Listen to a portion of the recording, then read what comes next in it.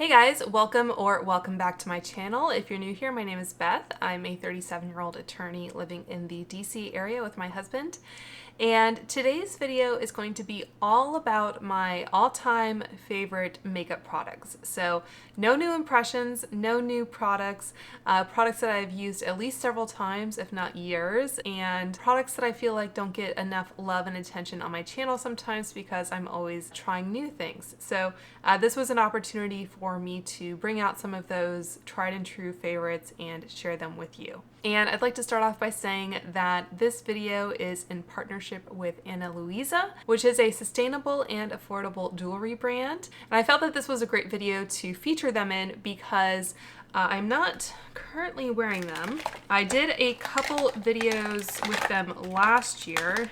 I am wearing one of their styles right now, which I will talk about, but I did receive these earrings last year, and I think 8 or 9 times out of 10 in any of my videos over the past year, these are the earrings I've been wearing. So I think these ones are called the Rox Mini Silvers. They do have both silver and gold styles, so you can go with whichever metal you prefer. But yeah, these have been my kind of daily drivers, as my husband would say. I feel like they are just so simple, and they're a little bit different because they have that kind of flattened hoop shape, but I've basically been wearing them 24/7 with the exception of putting in other jewelry. So I've slept in these almost every night. I've showered with them, even though I think they tell you not to shower with your jewelry. These, I believe, are rhodium plated sterling silver. So they have held up beautifully over the past year, and like I said, I've been wearing them pretty much every day. I wear them to work, and as I mentioned, I'm an attorney, so I like to choose something that's a little bit more classic, a little bit more simple, and these have just been perfect. I like that there's no stud or anything on the back to kind of dig into your neck if you're laying on your side. So yeah, these are amazing. And they do come in gold as well, and I think the gold styles, there's also a few different kind of varieties, different sizes, that kind of thing. But yeah, if you needed anyone to testify as to the quality of their jewelry, I've just been so happy with those. So highly recommend. So just to tell you a little bit more about Ana Luisa, one of their core principles is that high quality jewelry shouldn't cost the planet. And I love the play on words there, because cost the planet both in terms of it being affordable for the consumer, but also it won't cost the planet in terms of their mission to be sustainable, climate neutral, carbon neutral, water neutral. They're ethically made. They have a whole impact statement on their website that you can read. So I love that they have a climate and I guess social justice focused mission, but they're also able to provide really stylish, high quality pieces at a very affordable price. And on top of their already kind of quite reasonable, affordable prices, their current Cyber Monday sale, which runs from November 27th through December 6th, so you have a little bit of time. It's buy one, get one 65% off. So that's a great time to either try a couple styles for yourself, maybe get one that's a little bit more everyday, one that's a little bit more adventurous, or a great time to pick up gifts. Like I said, I don't really think you can go wrong either way. So, like I said, the ones I was wearing all year were the Rox Mini Silvers. These are the Toda Silvers. Again, these are rhodium on sterling silver with cubic zirconia. These also come in gold, and I think in the gold it also has a medium size, and some of those styles have different stone colors as well. So I like that they take a style that kind of works and play around with it. So the next pair is kind of another variation on a style I had last year, which I believe I also wore in several videos. So last year I received the Celeste earrings in gold because that was the only style they were offered in at the time, even though I do prefer silver, but I also love a celestial theme. So you can tell this one has one that's a star, one that's a moon. So there's a little bit of interest and variety there. They have since launched the same style in silver. So if you, like me, prefer a silver earring, then you are in luck. And they come in these little pouches, by the way, which I think adds to the whole experience. They have little magnetic clasps, and then they are on the card like so, which is actually upside down. So those are the Celeste Silver. And before I take these off, I will just note that I have it so that the shorter end is kind of going up my earlobe.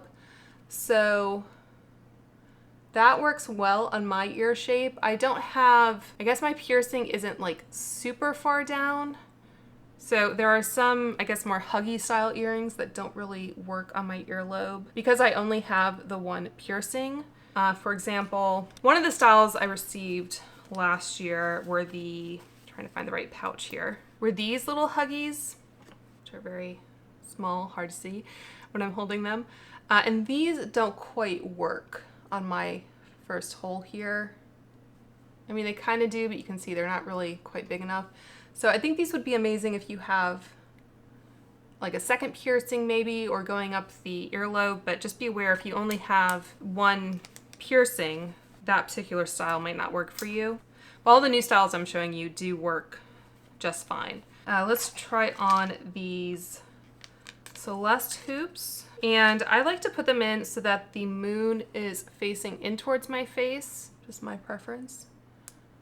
And these just kind of snap, and you can see no issues with them fitting my earlobe. All right, so those are the stars. And for example, because they are doing the buy one, get one 65% off, if you did want maybe a matching pair, you could pick up 2 sets, and then you would have a set of stars and a set of moons that you could wear. Is one option. And then finally, I have just a simple pair of hoops here. And these, I believe, come in 2 different sizes in silver, and they also are available in gold. These are the low medium silvers, and these are also rhodium on sterling silver. And rhodium, by the way, if you've ever had issues with like silver jewelry tarnishing, rhodium helps prevent that. Like, these earrings still look bright silver, and I haven't done anything to remove the tarnish or anything because there hasn't been any. So these are the medium hoops, and they're quite lightweight. I don't often wear hoops, but I think these are very comfortable. And again, they do have a smaller size as well. I think, let's zoom out just a tad now. I think these are still pretty professional, but if you wanted to just go a little bit more subtle, you could with the smaller size, but these are also a nice option as well. So I think that is everything I wanted to share with you about these styles from Ana Luisa. Let me know if you have any questions down below. I will have a link in the description box, so make sure to check that out. But without further ado, if you're curious how I achieved this makeup look, then just stay tuned. All right, so let's get started. So I'm gonna start off with some skin prep. So I'm just going to pop on a lip oil. This one is from Cab, I think, or K-A-B. I just got it in a BoxyCharm, and I think it definitely does the job. I don't know if it would fall into the category of like a favorite product, but it works well enough. Okay, and then I think I'm going to do my eyes first. So I'll zoom you guys in a second, but I'm going to apply these Beauty Pro Eye Therapy Under Eye Masks. And this is part product and part technique. I do like these. I first discovered them when I did like a Bridgerton inspired makeup look, because the makeup artist on the first season used these. And I think what I like about them in particular is it has kind of a fabric-y texture. So they're not like the silicone type or the gels where they really tend to move around. And I find that I never know which way to apply these. And my nail, by the way, I apologize because, let's see if I like it better this way. I'm testing out the Nails Inc like gel manicure system, and I'm trying to kind of see how long my nails last. That middle finger, I think, was a casualty of cooking for Thanksgiving and all the hand washing, but I'll talk more about that kit in another video. So now that I have the eye masks on, just slide them down a little bit so they're more comfortable. So yeah, so these don't really kind of slide on their own, which again is one reason why I like them, and I think the fabric-y texture helps to catch any fallout a little bit better. And this isn't a step I take for kind of everyday makeup, but I do like to kind of take this, I guess, precaution if I'm going to maybe do a more dramatic look where there might be fallout. Normally I also do my base first, just for kind of casual makeup, but I guess this video is kind of where I'm doing the most in terms of makeup. They're still all my like favorite products and tried and true kind of techniques and everything, but this is more of the go all out type approach. So for my eyeshadow, I'm going to be using the Natasha Denona Glam palette. I've said in several videos lately, because she's put out a few more of this midi size, that this is my favorite like form factor. Natasha Denona has one of my favorite, if not my favorite, eyeshadow formula. And because of, you know, testing out new products and that kind of thing, I don't often get a chance to kind of use this on camera. So I'm going to use that transition shade with this Sigma brush. I usually like to set the primer. And this has a little bit of a kind of, I don't know, taupey slate kind of quality to it, but it's not too dark where it kind of, I think, immediately adds a lot of color to my lids. And I think rightly Natasha Denona did get a lot of criticism when she released this palette, because obviously one person's crease shade is not another person's crease shade. I'm going to use that blend shade right there, that one, on a Sonia G mini booster. And just kind of starting to build up the depth. Usually like to kind of start with a smaller brush and then get a sense for how the shadow is performing before I will go in with a bigger brush. I don't really have a set eye look in mind. Like my kind of go-to eye look is usually like a mid-tone matte brown and then some kind of shimmery shade on the lid, but I think this brush still has some sparkle in it. I really need to wash it. These brushes are also one of my favorites that I've purchased. I'm going to go into that smoke shade with the same brush. I picked these up from Beautylish, which I think is the only retailer that carries them, with some Christmas money one year, and I think they kind of sat in a drawer for a few months anyway, until I finally just decided to kind of rip off the band-aid and start using them. I think partly because you're kind of used to using what tools you use, but then also, I don't know, they were really nice brushes. Is anyone else weird about using kind of their nice new things that they purchase for themselves? Using the classic crease and going back into the blend, I want to make sure that I'm still using some warmth, although this is a predominantly cool toned palette. I think my skin tone does kind of lean cool. One thing I forgot to do was put eye drops in, which is one thing I sometimes do when I'm filming, like the Lumify ones that really help brighten your eyes.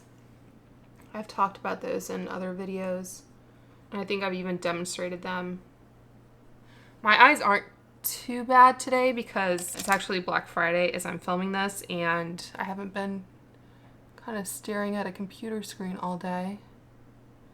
Just going back in a little bit more with the mini booster and the smoke shade, just to kind of bring some more depth kind of towards the, I guess, inner third of the eye. I feel like that's something I've done a little bit more recently. My goal isn't to use every shade in this palette, but I'm just kind of seeing what calls to me.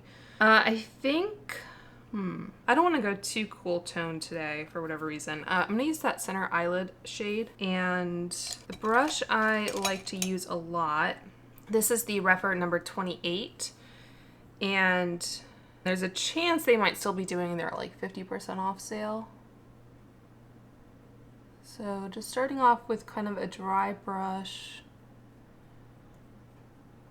just to get some color down, and then I'll amp it up. All right, so I wet the brush, and I do like kind of a more foiled look if I'm going all out. And then I think I'm gonna take that inner corner shade up at the top and kind of place it on the inner third. And then because I do have hooded eyes, I usually just go ahead and try to round out the shimmer that's already going to kind of get onto that part of the lid. And then from there, I think I need a little bit more depth. I'm going to take that outer eyelid metallic, and I haven't added any more kind of hydration or anything to the brush. But I think that helps. Then I might go in again with a finger. I like the shape of brush because I can kind of both use the tip of it and the side, the flat side. And I really like to accentuate that angle to kind of lift up my eyes. I heard Geek Out of Water talk about someone who, using that, what is it, classic crease without any more product, just slightly going over the edges. I think she mentioned watching someone who called it the outer 7, which I thought was interesting. An interesting way to think of it instead of the outer V, because a 7 usually has a longer part that comes down and then, you know, kind of goes upward again. Yeah, and then I think sometimes I even swatch the shades again just to kind of remind myself of how they look when they're not in the pan, because it can be easy to kind of forget a little bit. All right, so I'm just gonna take that center eyelid shade down here again on my ring finger and just again tap a little bit more over. So I feel like this is one of those cases where, you know, you can kind of keep playing with an eye look on an almost infinite basis, but I think I might just leave it there actually. I think this would be a fun party look. It's obviously a little bit more than I would probably wear to the office, but I think, you know, it's pretty subtle, all things considered. So I'm going to remove these now, and sometimes, especially the more juicy ones, I'll just kind of use it to try to grab any stray pieces of shadow. Like I said, these are not kind of the most juicy. All right, so I'll come back and finish off the lower lash line. Just using a makeup eraser just to kind of grab anything that I see. So the first face product I'm going to use is the Glossier Futuredew. This one is already down, let's see, to about there. And this is the second bottle that I purchased. The first one I didn't finish completely, but it was getting a little old, so I got rid of it. This I got from a FabFitFun box, so I was able to get a pretty good deal on it. And I still put it on my forehead. My forehead does tend to be a little bit shinier, so I could probably skip it, but usually I just kind of make sure to powder that area. I'll zoom out, just tap it. There you go. All right, and then for corrector, one of my tried and trues is the Charlotte Tilbury corrector in Fair. You can see I've hit pan, and I think this is definitely a product I will be finishing at some point. So I always use a corrector. You can see the dark circles I have. I think being as fair as I am, it just helps a lot. And I found that the concealers I like the finish and how they wear and everything, tend to be a little bit more on the light to medium side. So I would rather, I guess, take this extra step and have a concealer that is really hydrating rather than kind of go in with like a Tarte Shape Tape or something. And for my base, my foundation, this one is almost about halfway done. I'm trying to finish it now because, again, it's getting a little bit old, and I kind of, I guess, was using it pretty consistently, but then I think when the NARS Light Reflecting Foundation came out, I started using that a lot.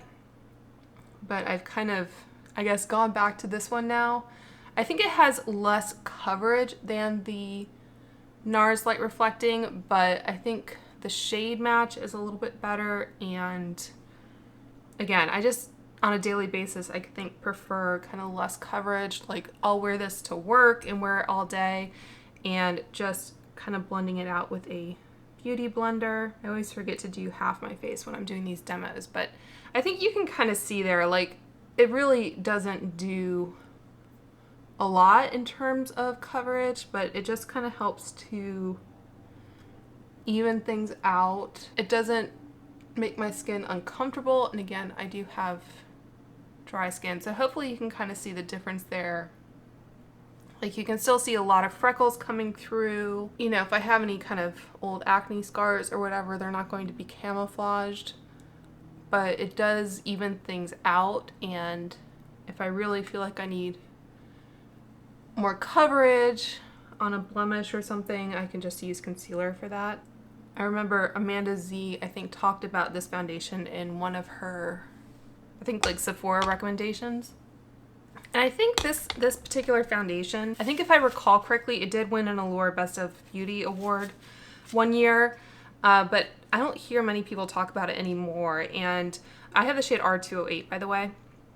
Comes in a glass bottle with a cap, little pump there. But I think this is kind of a precursor to a lot of the other kind of more skincare focused foundations that have come out. It says it brightens, smooths, firms, hydrates, and evens out. So definitely recommend checking that out if you kind of like this level of coverage. The Glossier Futuredew obviously does a lot to add hydration to the skin. So if you have oily skin, I probably wouldn't recommend combining those. But if you have dry skin, I think the foundation and the Futuredew are worth checking out either separately or together. So I'm going in with my Kosas Air Brow in Taupe, which I seem to still be getting product out of. I feel like this is a product that, again, I will be using up. And I don't know whether I like it more than the like Benefit Gimme Brow, which is another kind of similar tinted brow gel product. I don't know if it's the packaging that makes me reach for this more because it's brighter and I just see it, or what, but I have been enjoying that. And just generally, like, a tinted brow gel is my preferred brow step. I usually don't do more than that. And if I'm going to work, for example, and I just want something that's going to be pretty subtle, then usually I'll just use a clear brow gel like the Anastasia. I've been purchasing that or using it for over 10 years. So using a liquid contour, this one from KVD has been my go-to. I think the color is better than the Charlotte Tilbury wand, and I find that it's easier to blend. So I just like to go underneath the chin and then along the cheeks. This is another product where I can see myself finishing it. I have been intrigued by the new Hindash, I forget what he's calling it, but his like liquid matte paints. But for now, I'm using this and enjoying it. And then on my nose, I like using the Fenty matchstick in Amber because it's a nice cool color. And I just find it's a little easier to be precise with it. I think, want to pick up the mini version of this, but it's been out of stock, so I haven't been able to. Okay, so then using my BK101 brush, make sure this is all blended out. This product can also help a lot if I have a foundation shade that's not quite ideal, because this can help kind of bridge the gap between my neck and my face. And then I usually like to take the short end and kind of blend upward, like onto the cheek. So it kind of serves a bit like a bronzer as well as a contour. And then I'll take the tip, so that side, and just kind of go up and down like so. I do have the BK by Angie Hot and Flashy version of this, the, what is it, A506. So I like to use that to blend out my concealer, which I'll do next. This is the Too Faced Ethereal Light, and usually I just kind of go like that. It kind of depends on what concealer I'm using and what level of coverage I want. Because this is a lighter weight concealer, I find that using a brush helps to kind of keep the coverage. I do have a video reviewing this concealer if you're curious. But yeah, it does blend out really nicely with a kind of thicker concealer, and then I'll just take whatever is kind of still left and blend it down the cheek. For a thicker concealer, you know, sometimes I would kind of spread it out with a finger and then use my Beauty Blender. And then again, just kind of take whatever's left down the face. So I think we're finally ready for powder. So underneath the eyes, I've been enjoying a couple things. I've been using the By Terry pressed hydro powder a lot. Any of these products, you can probably just search my YouTube channel to see videos where I've talked about them or used them before. But in the spirit of this video, and because I'm looking quite luminous, I'm gonna use the Charlotte Tilbury Airbrush Flawless Finish Powder. I still like this better than the like radiant version, brightening flawless finish that she released.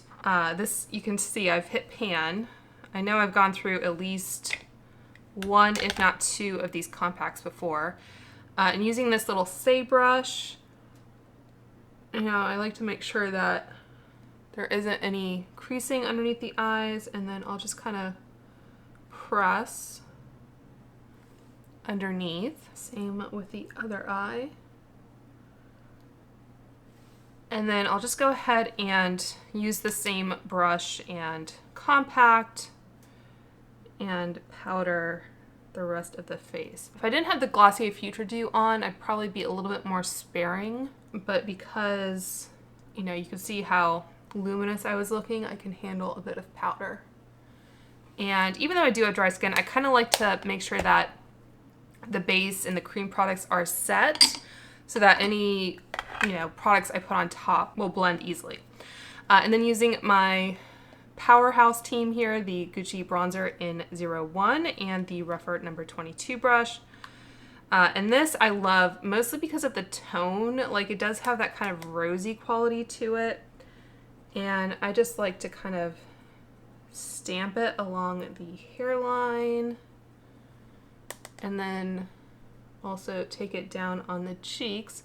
And this is a product that, again, it kind of bridges the gap a little bit between bronzer and blush. So I feel like it just helps everything look really seamless. And for blush, I have really been enjoying the Gucci blush that I purchased during the Sephora sale in, what is it, 05 Rosy Beige. And this, again, it's kind of like the continuation of this thought in a way.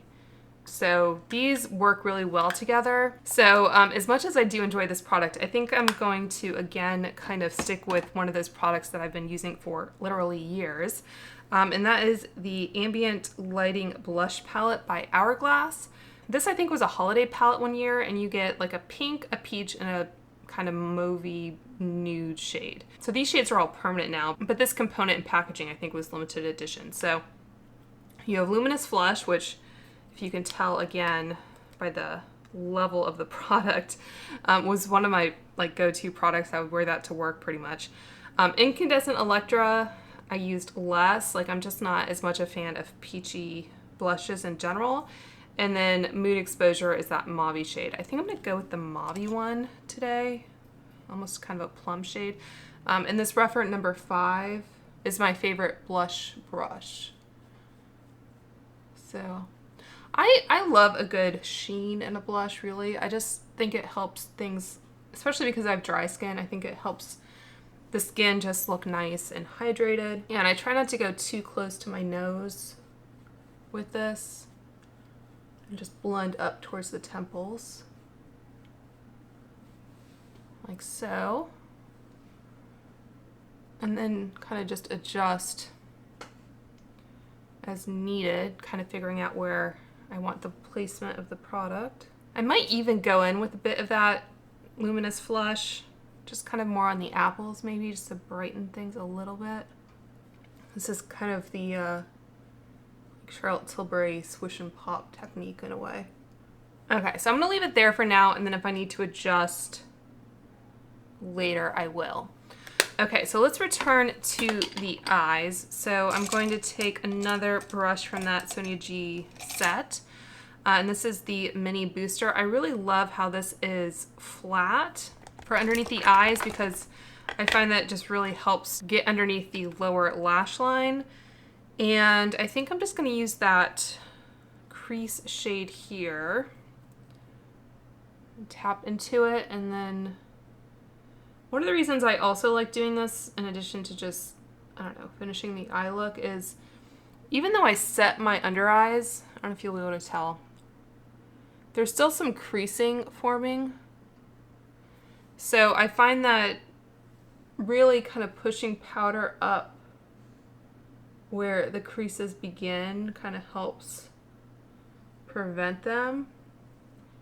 And this might have been a bit deeper than I wanted. If I need to kind of lighten it up, I'll just go into that transition shade and just go over it and then kind of flick it up a little bit just to make sure that there isn't sort of a huge disconnect between the lower lash line and the kind of outer corner that we created. So for liner, this is relatively new to my collection, but I have been using it several times.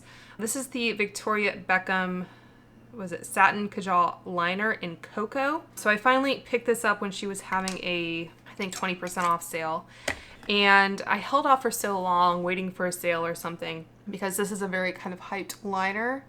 And I'm kind of placing my pinky here. I think the base is set enough so that it doesn't really disrupt anything, but you could always, like, I don't know, use a powder puff if you needed to. But if you have kind of shaky hands, it really does help. And I like to kind of draw along the lash line like so, and then I'll take my little angled brush. This is the BK 208, which is really fine. Okay, and then once that is kind of blended out a little bit, they also have a smudger on one side of this, like so, which works okay, but because I'm already grabbing a brush, I just go ahead and use this. And then I'll take the brush and kind of run it along, and then I will point it so that the longer end is towards my eyebrows and just try to line it up with the lower lash line and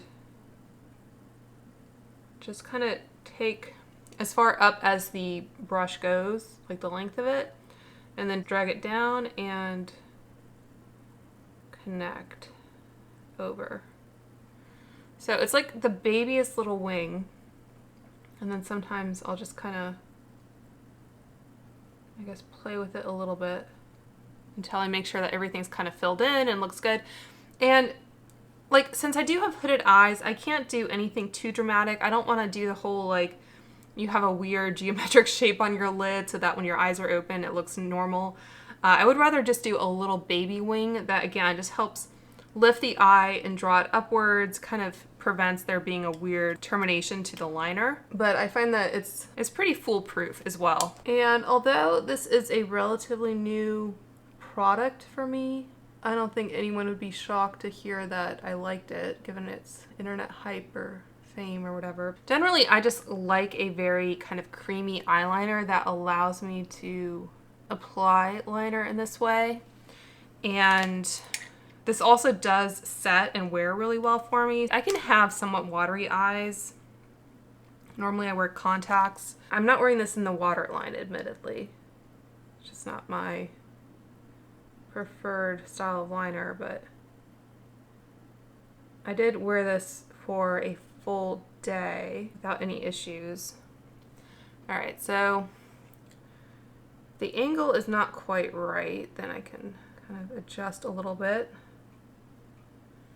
Serves me right for trying to do it on camera and saying it's foolproof. With such baby wings too, and everyone's eyes just look slightly different anyway. Like, once you have mascara on, I don't know how much anyone would notice any kind of slight variations. And if I do find that I need to kind of really adjust anything, then I'll just take a little Q-tip or whatever. But yeah, this is the type of formula and technique I've been loving, and I think this Victoria Beckham liner does live up to the hype for me. Like, I've also enjoyed using the, I think, Charlotte Tilbury in Rock and Coal and the Mario liner, but those are not quite as creamy. So for that reason, I think I'm a convert. And then using my Clinique bottom lash and just trying to catch those bottom lashes a little bit. I find that if I go in too heavy on mascara on the bottom, it just, I don't know, weighs my eyes down. And for not having kind of super long upper lashes. I find that my lower lashes are, I don't know, they seem long to me. And they're also blonde. And so I find that sometimes I just find it looks a bit odd if I'm just wearing kind of normal mascara on the top and then have a really heavy kind of bottom lash. Like the twiggy look is not really what I'm going for. Okay, and then using my Breffer lash curlers. I like these. I guess I like how they perform. They still feel a little flimsy to me compared to the Surratt ones. Maybe I'll use the Surratt ones on the other eye, just, I don't know, for comparison. Usually I have them both in this acrylic organizer on my desk and I just use whatever I grab. I think this is my favorite Holy Grail mascara of all time because obviously I curl my eyelashes. This is a waterproof formula, but it's not a waterproof formula that's super hard to remove. I just find that it works well to, these are the Surratt ones by the way, to keep the curl that I'm working hard to put in there, because otherwise my lashes would just be going straight down. And I find that it's kind of nicely volumizing. And I do use a waterproof eye makeup remover just because otherwise I use a cleansing balm on my face. Sometimes I'll use the cleansing balm on my eyes after I have used a waterproof makeup remover just to get off any last bits of mascara. But I would rather just use a waterproof eye makeup remover that doesn't like get in my eyes and make them cloudy.